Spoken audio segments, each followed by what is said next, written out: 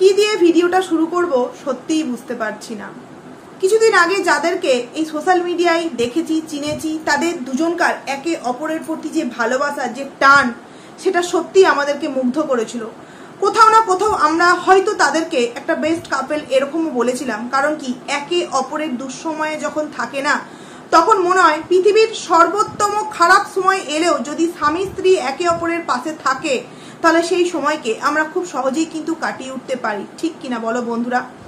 সেখান থেকে দাঁড়িয়ে ক্যান্সারের মতো একটা মারণ রোগ তার শরীরে বাসা বাঁধে, সেখান থেকেও কিন্তু সে যুদ্ধ করে সে আবারও আমাদের মধ্যে ফিরে আসে। সত্যি তাতে আমরা খুব খুশি হয়েছিলাম। কিন্তু তার জীবনে হঠাৎ করে আবারও এরকম একটা পাহাড় ভেঙে পড়বে, এটা কিন্তু কখনোই ভাবতে পারিনি আমরা। এখন তাদের স্বামী স্ত্রীর মধ্যে এমন একটা পরিস্থিতি তৈরি হয়েছে যেখানে কিনা ডিভোর্স হয়ে উঠেছে তাদের শেষ সম্বল। কিন্তু কেন? ছোট ছোট কথায় কিছুদিনের মধ্যে একটা সম্পর্ক ভেঙে দেওয়া কি এত সহজ?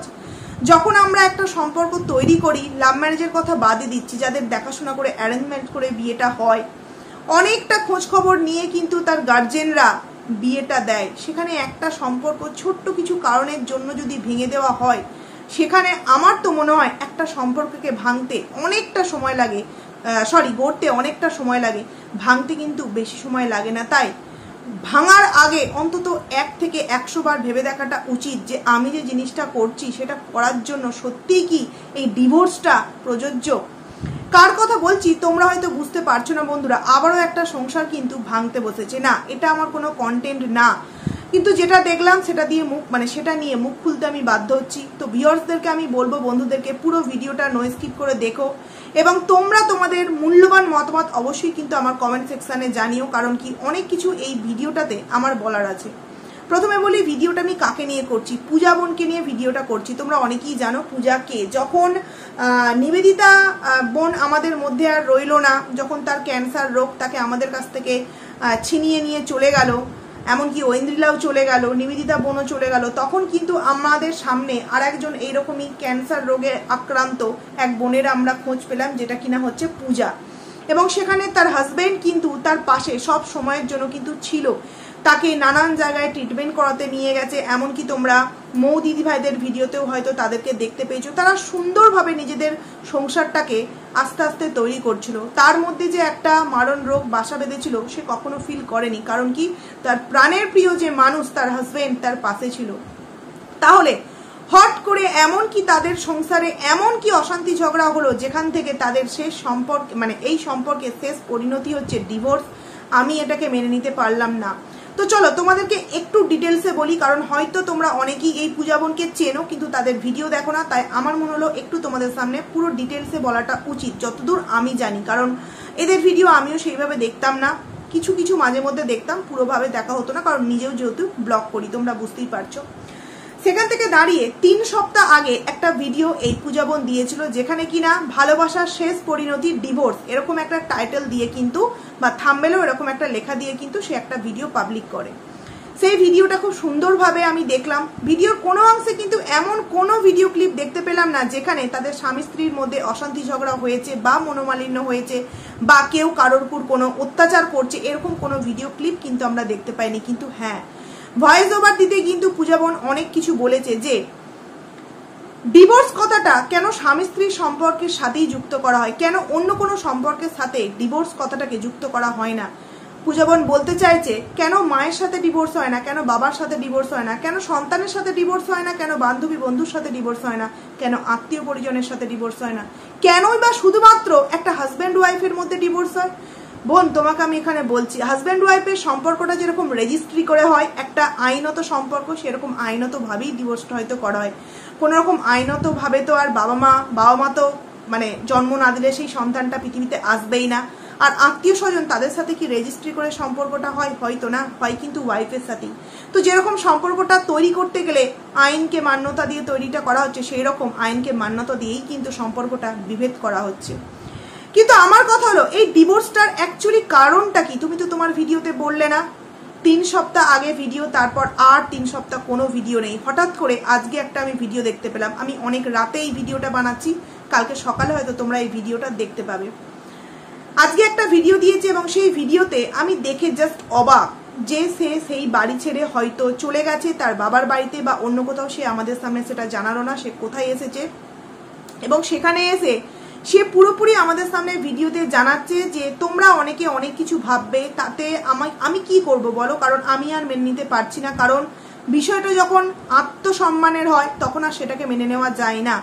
মানে সে বলতে চাইছে যে তুমি আমায় বলছো বলো, তুমি আমায় বোঝাচ্ছ বলো, বা তোমার আমার মধ্যে যে মনোমালিন্য সেটা তো মিটমাট করে নেওয়াও যায়, কিন্তু সেই মনোমালিন্যর মধ্যে গায়ে হাত তোলাটা কেন আসবে? তো এখানে আমি এই যে ওনার এই পূজা বোনের হাজবেন্ড যে আছে, তার নাম মনে হয় সূর্য দাভাইকে বলতে চাইছি যে যেটাকেই যে মানে মনোমালিন্য হয়ে থাকুক না কেন, আমার মনে হয় না হাত তোলাটা কোনো সলিউশন। হাত তোলে তারাই যারা হচ্ছে নিজেরা কাপুরুষ, নিজেদের পুরুষত্ব দেখাতে পারে না, তাই তারা হাত তুলে নিজেদেরকে পুরুষ বলে পুরুষত্ব এখানে দেখাতে চায়। কিন্তু হাত তোলাটা কিন্তু কোনো মীমাংসা নয়, যদিও এটা পূজা বোনের মুখ থেকে শোনা কথা, কোনো রকম ভিডিও ক্লিপ কিন্তু আমরা দেখতে পাইনি, বা তাকে নিয়ে আমি আগে কোনোদিনও ভিডিও করিনি, তার ভিডিও সেরকমভাবে দেখিও না যে আমি এখানে কে ভালো কে মন্দ বিচার করব। এখানে আমার মূল বক্তব্য হচ্ছে যে কি কারণের জন্য তোমাদের সম্পর্কটা ভেঙে গেল, যেখানে আগের ভিডিওতেও তুমি বলেছো আমার বর কিন্তু খুব ভালো, আমাকে খুব হেল্প করে, আমাকে রান্না বান্না করে দেয়, টুকটাক কাজে হেল্প করে দেয়, আবার তুমি কয়েকটা কষ্টের কথাও বলেছো। কিন্তু আজকের ভিডিওতে আমি তার ভিডিও থেকে যেটুখানি বুঝতে পারলাম যে তাদের থাকা নিয়ে, এইটা নিয়ে একটা ঝামেলা তাদের মধ্যে হয়েছে। মানে তার হাজবেন্ডের কথা যে আমি আমার ফ্যামিলিকে ছেড়ে বাবা মাকে ছেড়ে তোমাকে নিয়ে এখানে এসেছি, এদিকে পূজারও কথা যে আমিও তো আমার বাবা মাকে ছেড়ে এসেছি, এটা জানি প্রকৃতির নিয়ম, এটা সমাজের নিয়ম, কিন্তু সেখানে তুমি আমাকে ছেড়ে এসেছো, তুমি যদি আমাকে তোমার বাড়িতে নিয়ে গিয়ে রাখতাম তো সেখানেও থাকতে রাজি হতাম, কিন্তু হয়তো তার হাজবেন্ডের পরিবার থেকে এই বোনটিকে কখনো মেনে নেয়নি, সেই কারণেই হয়তো তারা আলাদা থাকে। কিন্তু শুধুমাত্র ফ্যামিলির সাথে থাকতে পারে না এই কারণটার জন্য কি কখনো একটা ডিভোর্স হতে পারে, কখনো কি একটা সম্পর্ক ভেঙে যেতে পারে? এখানে কিন্তু পূজা বোন বলছে যে তার মেয়ে মানি, তাকে নিয়ে সে একটা দুবিধায় আছে। কারণ কি, মেয়েকে নিয়ে এখন কঠিন লড়াই তাকে লড়তে হবে, কারণ কি সন্তানকে সে নিজের কাছে রাখতে চাইছে। আজকের আমি এই ভিডিওটা দিচ্ছি, আমার কমেন্ট সেকশনে অনেকেই হয়তো গামলার তরফের কমেন্টস করবে আমাকে যে ও এখন তুমি পূজার পাশে দাঁড়াচ্ছ আর গামলার সময় তুমি সন্দীপের পরে কথা বলেছো। এখানে পূজা বোনের বিষয়টা আমি ক্লিয়ার করে জানি না, তার ভিডিও থেকে আমি যেটুকুনি বুঝতে পারলাম সে বোঝাতে চাইছে যে এটাই থাকা নিয়ে, মানে তার হাজবেন্ড তার ফ্যামিলির সাথে থাকতে পারে না বলে তাদের মধ্যে একটা মনোমালিন্য সৃষ্টি হয়েছে, এবং সেটাই হাত তোলা অবধি পৌঁছে গেছে। যেই কারণে সে বলছে যে সমস্ত সম্পর্কের মধ্যে কথাবার্তা ঠিক আছে, কিন্তু হাত তোলা যখন হয়ে যায় তখন আর সেই সম্পর্কের মধ্যে হয়তো আর কোনো ভালোবাসা, স্নেহ, মায়া, মমতা, কোনো টান হয়তো থাকে না। তাই সেই সম্পর্কের দড়ি টেনে নিয়ে যাওয়ার থেকে সেই দড়িটা সেখানেই ছিঁড়ে ফেলাটা উচিত, এইটা পূজা বোন বোঝাতে চাইছে। কিন্তু গামলার ক্ষেত্রে কি হয়েছে, গামলার ক্ষেত্রে সম্পূর্ণ বিষয়টা আলাদা, পরকীয়াকে কেন্দ্র করে সে বাড়ি থেকে বেরিয়ে এসেছে।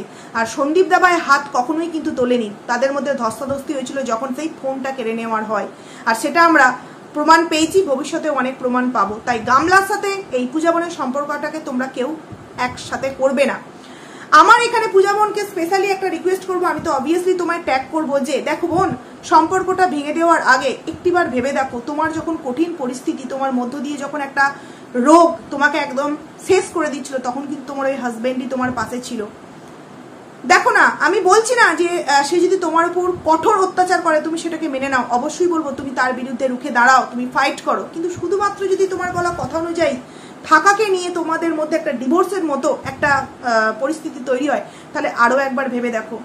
অনেকেই দেখলাম তোমার কমেন্ট সেকশনে লিখেছে যে এটা নাটক, তবে আমার মনে হলো না এটা নাটক, কারণ এরা সেইভাবে কিন্তু কোনোদিনও ভিউজের জন্য নাটক করেনি।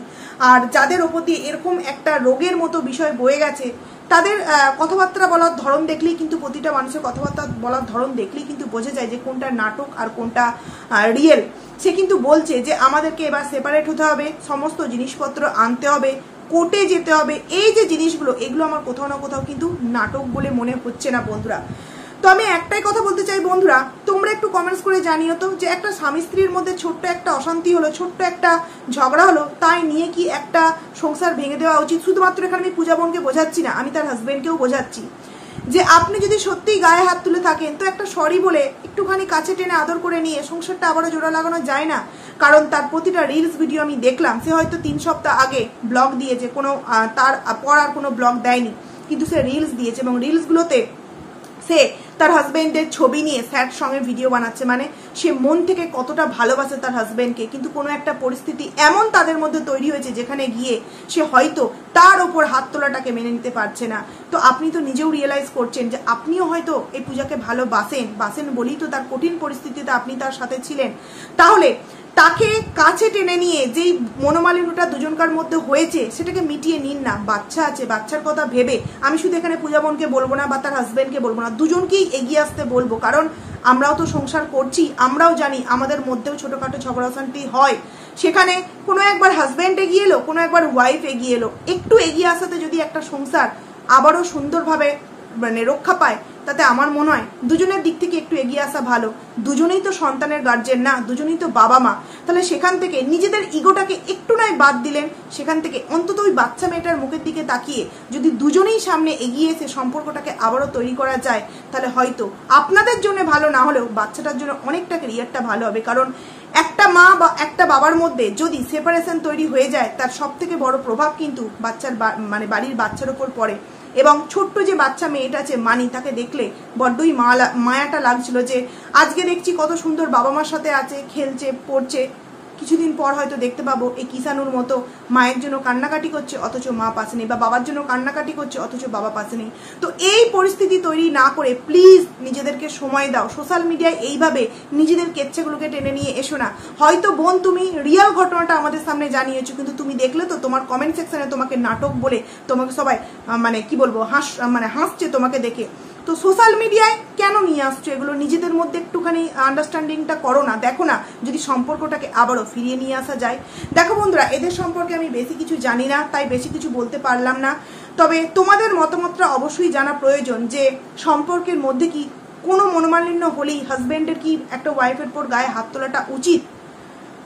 এটা আমি পূজা বোনের দিক দিয়ে বললাম। আর যদি ভুলবশত একটা হাত তুলেও ফেলে থাকে, একবার যদি তার হাজবেন্ড এসে সরি চেয়ে নেয়, তাহলে কি বোনের একটাবার সুযোগ দেওয়া তার হাজবেন্ডকে উচিত নয়? আমি শুধুমাত্র সন্তানের কথা ভেবে বলছি। দুজনেরই এখানে কিন্তু গায়ে হাত তোলাকে আমি ঘোর বিরোধিতা জানাই না। এটাকে পুরুষ বলে না, এটাকে কি বলবো, বলতে খুব খারাপ লাগছে।